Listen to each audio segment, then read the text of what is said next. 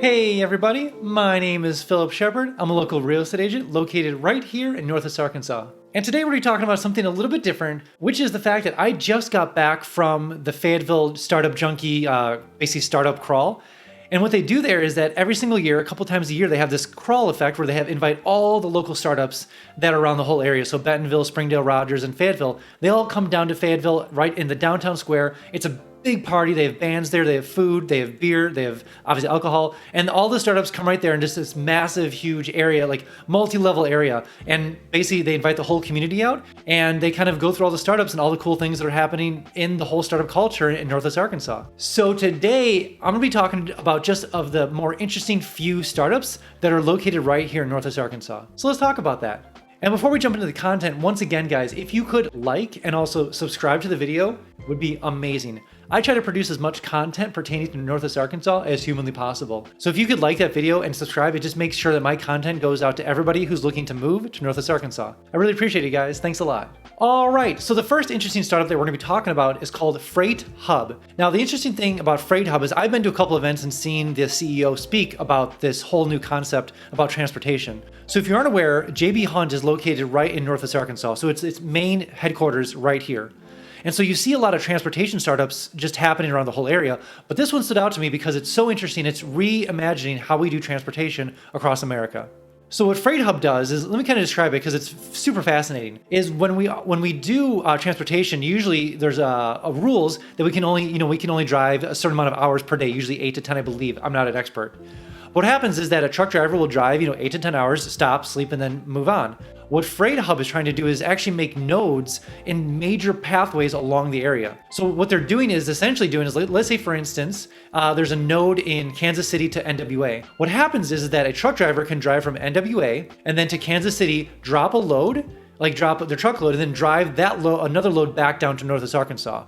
And so there's a truck driver in Kansas City that's gonna take that load from Kansas City to another location. And then that next person's gonna take, so basically it's a chain effect and you never really have to stop transferring, loads, and you just keep driving because people can drive through the night and stuff. And so essentially what happens is that the actual time frame of the transportation, the load not moving is so much more minimalized. So it's a great idea, and I'm sure that JB Hunt is looking at this right away. It could definitely revolutionize all of transportation when it comes to delivering things across America. And the second startup that was very interesting, located at the startup crawl in Fayetteville, was Explore Eden. So Explore Eden was super interesting because the fact that they're trying to make camping, cool again, and start putting camping back on the apps on our phones. So one of the things that happens with Airbnb and VRBO is that you can't really find good campsites when it comes to those kind of areas. There's kind of scattered uncertainty of where things are. And anyone who lives in the camping world is kind of sketchy to know what's a good rating. You're not sure because if you go to the website for the campsite, of course they're all amazing. So you're never quite sure. So with Explore Eden, what they're trying to do is essentially bring all the campsites under one roof and basically make it so that it's great photography, great videos, and basically any person who owns land that wants to make a campsite out of their land around Northwest Arkansas and growing, of course, they can upload all of their campsites right to Explore Eden and become basically an Airbnb or rent out their campsites right on Explore Eden. So it's super fascinating because I didn't know how underserved the camping community was when it comes to those kind of amenities, when it comes to Airbnb and all the apps on the phone. And so once I learned about this, I quickly realized how important Explore Eden will be for the future. Because if you're a landowner and you want to produce campsites, or you have a campsite and you're a municipality, let's say for instance somewhere in Northwest Arkansas, Explore Eden is the place to put all your stuff, because the fact that this is going to be an app that's going to be centered around campsites and anything outdoors for the future is definitely very interesting. And the third startup was called LoLoft. And with LoLoft, very innovative because the fact that they're taking kind of that WeWork style community sharing space. And what they're doing is they're taking it for manufacturing. So say for instance, you want to start an e-commerce store, you want to start maybe shipping out things that you need capacity for a warehouse. What LoLoft does is basically they have a major warehouse and they're subdividing it up so that you can rent out space and shift space and square footage all through their own warehouse. So it's kind of like the co-working space of warehousing essentially. So the first thing that I thought of when it came to this is, let's say you wanted to get into Amazon e-commerce and you're getting a bunch of products shipped from different countries like China, for instance. You don't always have the space and capacity to store things in your house or garage for that. So LoLoft kind of fills that middle gap of saying okay, you don't have necessarily the capital to rent out a whole warehouse for something. Co-work, co-lease a space inside our place. And then what we can do is basically you rent out a small warehouse and you can grow a size with LoLoft. So very interesting. Excited to see what they're doing over in Rogers, and they're building out their warehouse. So I'm curious to see how fast it grows because manufacturing is massive in Northwest Arkansas. So I'm guessing that it's going to be built out and booked out pretty quick. And the other startup which was really interesting, which I've heard a lot about, is called Acretrader. Acretrader needs no introduction when it comes to the startup scene around Northwest Arkansas because of the fact they've been around for a couple of years now. And it's interesting what they do is because of the fact that they're kind of like, if you want to invest into farmland, what they do is they allow like micro investments for people that want to, maybe put 1 or 2% or 5% of their money into farmland. What they do essentially is like you can buy pieces of farmland and kind of like bring it together essentially. So there could be 100 owners of one section piece of farmland. So they do that as well. And on top of that, they just do a lot of property management when it comes to farmland, and they have their hands basically in all things farmland. And it's beyond corn, beyond soybeans, beyond cotton, beyond those things. They just started their first vineyard. They're getting into timber. So Acretrader is doing a lot of things when it comes to farmland management and getting basically investors like me into land. And so instead of buying, 1 million acres, I can buy a portion of those 1 million acres with, 500 people. So Acretrader is something to look at, especially if you're looking to invest some money and to kind of tuck it away.